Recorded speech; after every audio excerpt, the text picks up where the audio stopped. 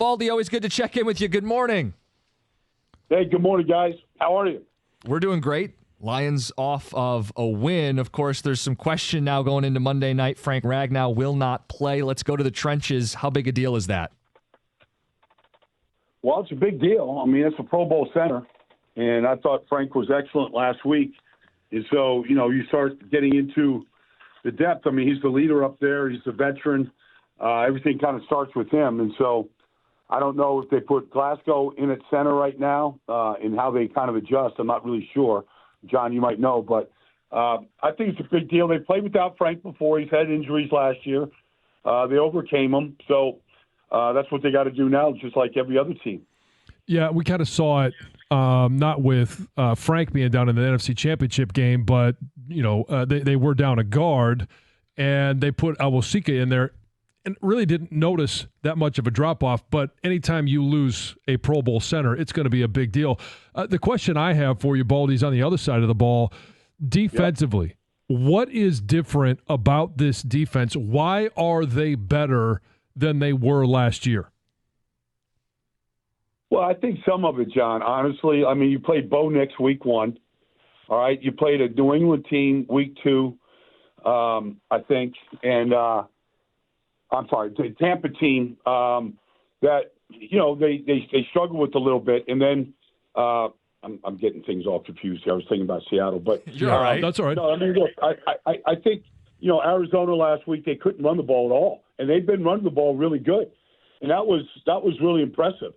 Some of it is Davenport's, so big. I know he's banged up, but, he's just a big, huge guy. And, Hutch plays hard, and Branch is in his second year. And so you just look at some of the guys they have right there right now. And, it's just a tough group to move inside right now. And so there's one takeaway I had last week. I know offensively they're struggling a little bit to put points up the way they were a year ago, but I think the run defense is much better with DJ Reader, along with McNeil. I mean, those are just guys that are hard to move inside right now. They got so much more size up front. Let's talk Seattle a little bit here. Insider calls are brought to you by Hellman's Real Mayonnaise. You can purchase Hellman's at your local Walmart, Kroger, grocery store. Add extra deliciousness and creamy flavor to your game day dishes this football season. Seattle at 3-0. What kind of team is Detroit seeing this week? Well, defensively, they've been really good. Now, like I was saying before, I mean, Bo Nix and, some of the guys they faced that hadn't been, frontline players. But Mike McDonald's got those guys playing hard. They don't make the same mistake twice, it doesn't seem. The secondary is elite right now with Woolen and, Davenport and Julian Love. I mean, they're a good group right now. So I think that they're playing well. The ball isn't going over their head like it was a year ago. You look at this rookie Byron Murphy to go with Big Cat Williams inside. They're much better, I think, defensively, at least fundamentally. Right now they have two totally different linebackers in Baker and Dodson. They're playing well. And the one guy that keeps showing up is that Boye Mafe, who's a really good pass rusher right now. And I just think Geno Smith, they've been getting big plays. They got another one from DK Metcalf last week.